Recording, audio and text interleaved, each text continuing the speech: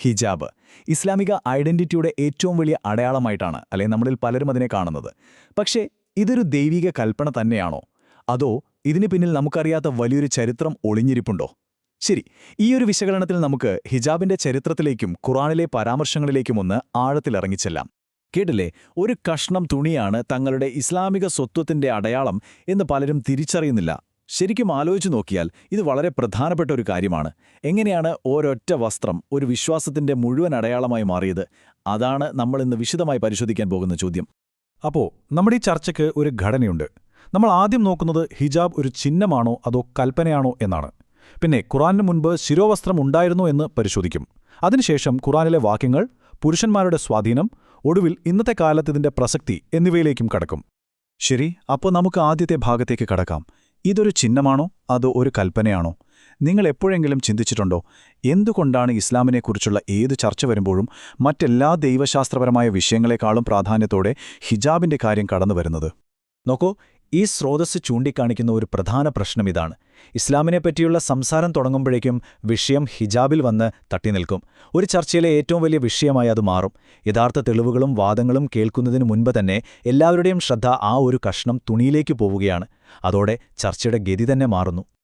Okay, ഇനി നമുക്ക് കുറേ നൂറ്റാണ്ടുകൾ പിന്നോട്ടൊന്ന് യാത്ര ചെയ്യാം. കാരണം ഈ ശിരോവസ്ത്രം എന്ന ആശയമുണ്ടല്ലോ, അത് ഇസ്ലാമിന്റെ വരവോടെ തുടങ്ങിയ ഒന്നല്ല. അതാണ് ഈ സ്രോതസ്സ് മുന്നോട്ട് വെക്കുന്ന പ്രധാന വാദം. പ്രവാചകന്റെ കാലത്തിനും എത്രയോ മുമ്പ് തന്നെ ഇതൊരു സാമൂഹിക രീതിയായി നിലനിന്നിരുന്നു. ഈ ടൈം ലൈൻ ശരിക്കും കാര്യങ്ങൾ വ്യക്തമാക്കും. നോക്കൂ, BC 13-ാം നൂറ്റാണ്ടിൽ, അതായത് എത്രയോ കാലം മുൻപ്, അസീരിയൻ നിയമപ്രകാരം ശിരോവസ്ത്രം ഒരു മതചിഹ്നമല്ലായിരുന്നു. പകരം അതൊരു സ്റ്റാറ്റസ് സിംബിളായിരുന്നു. അതായത് സ്വതന്ത്രരായ സ്ത്രീകളെ അടിമകളിൽ നിന്നും വേശ്യകളിൽ നിന്നും തിരിച്ചറിയാനുള്ള ഒരടയാളം. ഇതൊന്ന് ശ്രദ്ധിച്ചു കേൾക്കണം. പുരാതന അസീറിയൻ നിയമത്തിൽ പറയുന്നതാണ്, വേശ്യ ശിരോവസ്ത്രം ധരിക്കരുത്. അഥവാ ധരിച്ചാലോ അവരുടെ വസ്ത്രങ്ങൾ പിടിച്ചെടുത്ത് 50 അടി നൽകണം. അപ്പോൾ ശിരോവസ്ത്രം ധരിക്കുന്നത് ഒരു പ്രത്യേക വിഭാഗം സ്ത്രീകൾക്ക് വിലക്കിയിരുന്നു എന്നു മാത്രമല്ല, അത് ധരിച്ചാൽ കടുത്ത ശിക്ഷയുമുണ്ടായിരുന്നു. അപ്പോൾ എന്താണ് ചരിത്രം നമ്മളോട് പറയുന്നത്? ശിരോവസ്ത്രം എല്ലാവർക്കുമുള്ള ഒന്നായിരുന്നില്ല. അത് സ്വാതന്ത്ര്യത്തിന്റെയും ഒരു ഉയർന്ന സാമൂഹിക പദവിയുടെയും അടയാളമായിരുന്നു. ഒരു പ്രിവിലേജായിരുന്നു അത്, ഒരു മതപരമായ ആചാരമായിരുന്നില്ല. ശരി, ചരിത്രം നമ്മൾ കണ്ടു. ഇനി നമുക്ക് ഈ വിഷയത്തിന്റെ ഏറ്റവും പ്രധാനപ്പെട്ട ഭാഗത്തേക്ക് കടക്കാം. ഹിജാബ് നിർബന്ധമാണെന്ന് പറയാൻ ഉദ്ധരിക്കുന്ന ഖുർആൻ വാക്യങ്ങൾ. ആ വാക്യങ്ങൾ യഥാർത്ഥത്തിൽ എന്താണ് പറയുന്നത്? നമുക്കൊന്ന് സൂക്ഷിച്ചു നോക്കാം. അപ്പം നമ്മുടെ മനസ്സിലുള്ള പ്രധാന ചോദ്യം ഇതാണല്ലേ, തലമുടി മറയ്ക്കാൻ ഖുർആൻ നേരിട്ട് വ്യക്തമായിട്ടൊരു കൽപ്പന നൽകുന്നുണ്ടോ?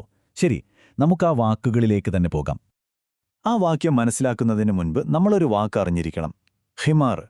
അതെന്താണെന്ന് വെച്ചാൽ, ആ കാലത്തെ സ്ത്രീകൾ സാധാരണയായി തലയിലൂടെ ഇടുന്ന ഒരു തരം ശീല അഥവാ തുണിയായിരുന്നു. ഈയൊരു പശ്ചാത്തലം ഓർമ്മയിൽ വെക്കണം, കാരണം ഇത് വളരെ പ്രധാനമാണ്. ഇതാണ് ഖുർആനിലെ ആ വാക്യം. വിശ്വാസിനികളായ സ്ത്രീകളോട് അവരുടെ മൂടുപടങ്ങൾ, അതായത് ഹിമാർ, മാറിടത്തിനു മീതെ താഴ്ത്തി ഇടാൻ പറയുക. ഇവിടെ കൽപ്പന വളരെ വ്യക്തമാണ്. തലയിലുള്ള ആ ഹിമാർ എടുത്ത് എങ്ങോട്ടാ താഴ്ത്തിയിടാൻ പറയുന്നത്? മാറിടത്തിനും മീതെ. അപ്പോൾ ഈ സ്രോതസ്സ് മുന്നോട്ട് വയ്ക്കുന്ന പോയിന്റ് ഇതാണ്: കൽപ്പന ഖിമാർ എന്നൊരു പുതിയ വസ്ത്രം ധരിക്കാനല്ല, മറിച്ച് ഓൾറെഡി തലയിലുള്ള ആ തുണി ഉപയോഗിച്ച് അക്കാലത്ത് പലപ്പോഴും മറയ്ക്കാതെയിരുന്ന മാറിടം മറയ്ക്കാനാണ്. മുടി മറയ്ക്കുന്നതിനെപ്പറ്റി ഈ വാക്യം നേരിട്ട് ഒന്നും പറയുന്നില്ല എന്നതാണ് ഇവരുടെ വാദം. ഓക്കെ, ഇനി ഹിജാബുമായി ബന്ധപ്പെട്ട് വരുന്ന രണ്ടാമത്തൊരു പ്രധാന വാക്കുണ്ട്, ജിൽബാബ്. ഇത് ഖിമാർ പോലെയല്ല, ഇതൊരു തരം മേലങ്കി അല്ലെങ്കിൽ പുറം വസ്ത്രമാണ്. ഇനി ഇതുമായി ബന്ധപ്പെട്ട വാക്യം നോക്കാം.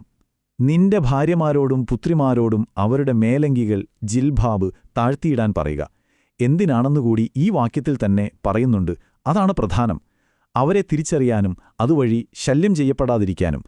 അപ്പോൾ ഈ തിരിച്ചറിയുക എന്നതിനെ ഈ സ്രോതസ്സ് വ്യാഖ്യാനിക്കുന്നത് ഇങ്ങനെയാണ്: സ്വതന്ത്ര സ്ത്രീകളായി തിരിച്ചറിയപ്പെടാൻ, അതായത് അടിമകൾക്ക് നേരെ സാധാരണയായി ഉണ്ടാകാറുള്ള ശല്യപ്പെടുത്തലുകളിൽ നിന്ന് സംരക്ഷണം നേടാൻ. അപ്പോൾ ഇതൊരു മുടിമറയ്ക്കാനുള്ള കൽപ്പനയല്ല, മറിച്ച് എല്ലാ വിശ്വാസിനികൾക്കും ഒരു സാമൂഹിക സുരക്ഷയും പദവിയും നൽകാനുള്ള നിയമമായിരുന്നു എന്നാണ് വാദം. അപ്പോൾ ഖുർആൻ വാക്യങ്ങൾ നമ്മൾ കണ്ടു. പക്ഷേ പിന്നെ എങ്ങനെയാണ് ഈ ആചാരം ഇന്ന് കാണുന്ന രൂപത്തിലേക്ക് മാറിയത്? ഇവിടെയാണ് പിൽക്കാലത്തെ ചില പ്രധാന വ്യക്തികളുടെ സ്വാധീനത്തെക്കുറിച്ച് ഈ സ്രോതസ്സ് സംസാരിക്കുന്നത്. ഈ താരതമ്യം ശ്രദ്ധേയമാണ്. ഒരു വശത്ത് പ്രവാചകൻ, അദ്ദേഹം തന്റെ ഭാര്യമാരുടെ മേൽ ശിരോവസ്ത്രം അടിച്ചേൽപ്പിക്കുന്നില്ല. എല്ലാ സ്ത്രീകൾക്കും സംരക്ഷണം നൽകുന്നു. മറുവശത്ത് ഉമർ, അദ്ദേഹം പ്രവാചകന്റെ ഭാര്യമാർ മൂടുപടം ധരിക്കണമെന്ന് നിർബന്ധിച്ചു. എന്തിനധികം ജിൽബാബ് ധരിച്ച ഒരു അടിമ പെൺകുട്ടിയെ അത് സ്വതന്ത്ര സ്ത്രീകൾക്ക് മാത്രമുള്ളതാണെന്ന് പറഞ്ഞ് അടിച്ച സംഭവം വരെ രേഖപ്പെടുത്തിയിട്ടുണ്ട്. ഈ നിലപാടുകളാണ് പിൽക്കാല നിയമങ്ങളെ സ്വാധീനിച്ചത് എന്നാണ് സ്രോതസ്സ് പറയുന്നത്. ഇനി വളരെ കൗതുകകരമായൊരു കാര്യമുണ്ട്. സ്ത്രീകൾ തലമുറയ്ക്കണം എന്ന് വളരെ വ്യക്തമായി നേരിട്ട് പറയുന്നൊരു കൽപ്പന ഇവിടെയാണ് കാണുന്നത്. ഈ സ്രോതസ്സ് പറയുന്നത് ആ കൽപ്പന ഖുർആനിലല്ല, മറിച്ച് അബ്രഹാമിക് പാരമ്പര്യങ്ങളിലേക്ക് അത് ശക്തമായി വരുന്നത് ക്രിസ്തുമതത്തിലെ അപ്പോസ്തലനായ പൗലോസിന്റെ എഴുത്തുകളിലൂടെയാണ് എന്നാണ്. അപ്പോൾ ഇത്രയും ചരിത്രവും ഖുർആൻ വാക്യങ്ങളും കണ്ടുകഴിഞ്ഞ സ്ഥിതിക്ക് ഇന്നത്തെ കാലത്തൊരു വിശ്വാസിക്ക് ഇതിൽ നിന്നെല്ലാം എന്ത് മനസ്സിലാക്കാം? നമുക്ക് നമ്മുടെ വിശകലനത്തിന്റെ അവസാന ഭാഗത്തേക്ക് കടക്കാം. ഇവിടെ ഔറ എന്ന അറബി വാക്കിന് വലിയ പ്രസക്തിയുണ്ട്. സ്രോതസ്സുദ്ധരിക്കുന്ന പണ്ഡിത മതമനുസരിച്ച് വെളിപ്പെടുത്തുമ്പോൾ നമുക്ക് ലജ്ജ തോന്നുന്ന ശരീരഭാഗങ്ങളെയാണ് ഔറ എന്ന് പറയുന്നത്. അപ്പോൾ ഖുർആൻ മുന്നോട്ട് വയ്ക്കുന്ന മാന്യതയുടെ അടിസ്ഥാനം ഈ ഔറ മറയ്ക്കുക എന്നതാണ്. അപ്പോൾ ഈ വിശകലനത്തിന്റെ ഒരു രത്ന ചുരുക്കം ഇതാണ്. ഖുർആനിലെ യഥാർത്ഥ കടമ എന്നത് ഒരാളുടെ ഔറ, അതായത് ലജ്ജ തോന്നുന്ന ശരീരഭാഗങ്ങൾ മറയ്ക്കുക എന്നതാണ്. തലമുടി പ്രത്യേകമായി മറയ്ക്കുക എന്നതല്ല. മുടി മറയ്ക്കുന്ന രീതി ഒരു നിർബന്ധിത ദൈവിക നിയമം എന്നതിലുപരി ഒരു സാംസ്കാരികവും ചരിത്രപരവുമായ വളർച്ചയുടെ ഭാഗമായാണ് അവതരിപ്പിക്കപ്പെടുന്നത്. ശരി, അപ്പോൾ നമ്മൾ ഇന്ന് ചർച്ച ചെയ്ത പ്രധാന പോയിന്റുകൾ ഒന്നുകൂടി പെട്ടെന്ന് നോക്കാം. 1. ശിരോവസ്ത്രം ഇസ്ലാമിന് മുൻപേ ഉണ്ടായിരുന്ന ഒരു സ്റ്റാറ്റസ് സിംബലായിരുന്നു. 2. ഖുർആൻ കൽപ്പിച്ചത് മാറിടം മറക്കാനാണ്, മുടിയല്ല. 3. ജിൽബാബിനെക്കുറിച്ചുള്ള വാക്യം സാമൂഹിക സംരക്ഷണത്തെപ്പറ്റിയുള്ളതായിരുന്നു. 4. ഉമർ, പൗലോസ് പോലുള്ളവരുടെ നിലപാടുകൾ ഈ പാരമ്പര്യത്തെ ഒരുപാട് സ്വാധീനിച്ചു. ഇതിന്റെ എല്ലാം അടിസ്ഥാനത്തിൽ മുടി മറയ്ക്കുന്നത് ഒരു ദൈവിക ബാധ്യതയല്ല, മറിച്ചൊരു തെരഞ്ഞെടുപ്പാണെന്നാണ് ഈ സ്രോതസ്സ് പറയുന്നത്. ഇനി ഈയൊരു ചോദ്യം നിങ്ങൾക്കായി വിട്ടുതരികയാണ്.